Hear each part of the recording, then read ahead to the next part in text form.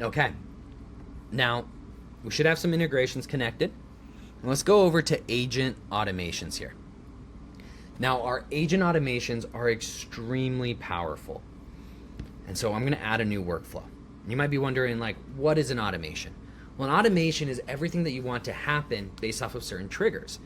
And you can think of this very similar to Zapier, where you're connecting different applications based off of certain triggers. So for every automation, we're going to pick a trigger. Are we going to do when a conversation's ended? So when your AI just has a conversation, or maybe only when they book an appointment. We're working on a form submitted on your website. It can trigger one. Or you can send a webhook from an external system into Local Business Pro to trigger an automation.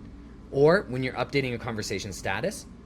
Or when our system is connected to your CRM and you mark an appointment as completed in your CRM. We can trigger some stuff as well. So let's go with conversation finished. Now, what we're looking at here, so I'm going to come up and name this, and I'm going to do a very simple, like if a customer is going to cancel, I want to know about it. So I'm just going to write customer, cancel customer. And I'm going to go ahead and save. So that way it's all set up. Now, you might be wondering, like, what's this little tag over here? Well, we want your AI to be able to analyze the conversation to pull out variables that you can use later in your decision tree. So for example, I'm going to go into here and say, will cancel. And I'm going to provide instructions from my AI receptionist. So if the customer is requesting to cancel their account, then please mark this as a yes. If they are unsure, then also mark this as a yes. But if they did not mention canceling or anything like that, then please mark this as a no. Now, sometimes AI does weird things, right? Sometimes it goes true, false, yes, yeah, maybe, kinda, I don't know. There's a lot of different ways that it can have this, but if I'm going to build an automation off of this, I need to know if it's a yes or if it's a no. So I can come down here and I can actually define expected responses, kind of like a multiple choice on a test. So I can just say yes or no. Okay, so we've got that saved. We've got all of our conversation variables. I can go in here and add all of them. And now I'm going to click on plus. And now we've got a ton of actions that we can do. And if you just connected your a CRM or an external connector in our integrations and you're not seeing it here, go ahead and click on refresh actions, and you'll notice that the Go High Level ones are gone because we don't have Go High Level connected on this account. So that's how you can make sure that you get up-to-date actions here. So conversation just finished. We're building a notification system that if a customer is going to cancel, we know about it. So I'm going to go ahead and click on if else. And I'm going to say will cancel here. So anytime that it's going to cancel, it's going to go down this branch.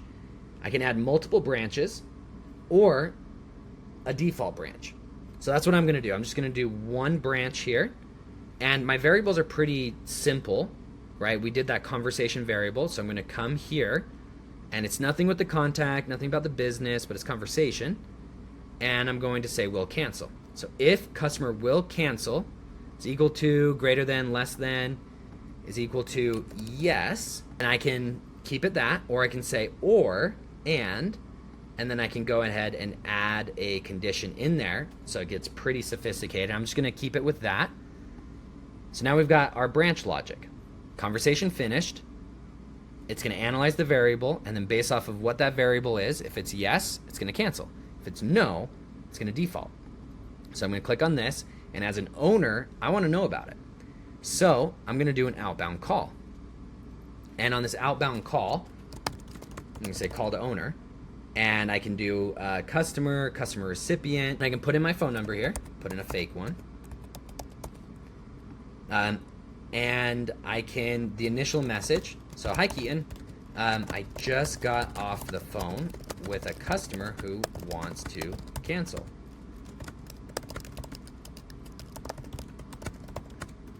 Okay, I have some details for you. So now this is the prompt for the agent, the AI receptionist, to call me. And, I could have this call me and tell me jokes. Customers calling, gonna cancel, and I'm really sad, so I want the AI to call me and tell me jokes.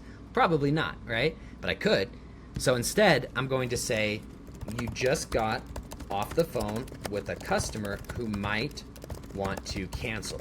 Your job is to tell Keaton all about the phone call so that Keaton knows how to best act to save the customer.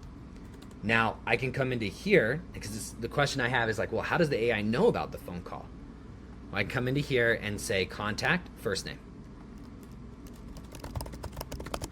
So I can start building this out. And what are these curly brackets? This is weird. Well, our system will actually swap that out. So if Janice calls, this will be customer first name, Janice. It'll know all about that. Okay, now we're going to go last name here, contact, last name. And then I can go in here, email, phone number, address, city, state, zip code, country, all of that stuff. Business, this is our business name. So in this case, Lawn Care R Us, business phone number, address, AI receptionist, name, position, conversation, status ID, admin notes, quote value, sales value, will cancel. So I have all this information here.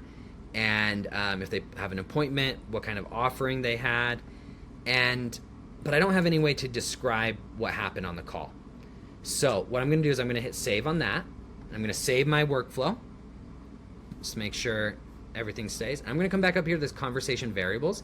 I'm going to add a new conversation variable. Please summarize the conversation in great detail. If the customer is going to cancel, make sure you include why they want to cancel their account. Okay, and I'm not going to do an expected response because this is kind of like a free response. I want the AI to tell me everything. So I'm going to go that. And now look how cool this is. Call the owner, come down here, and now I can go to conversation summary. Now, when the AI reaches out to me, it's going to start with this line. And when I say, well, what was the customer's name? It's going to tell me the name. What was the customer's last name? It's going to tell me the last name. What were they calling about? It's going to tell me that summary. How cool is that?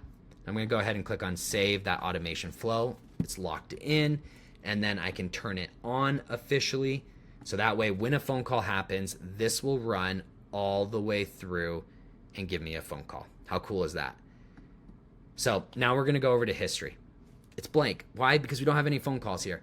But this will tell you every time a customer went through this workflow, they'll have that history there for you.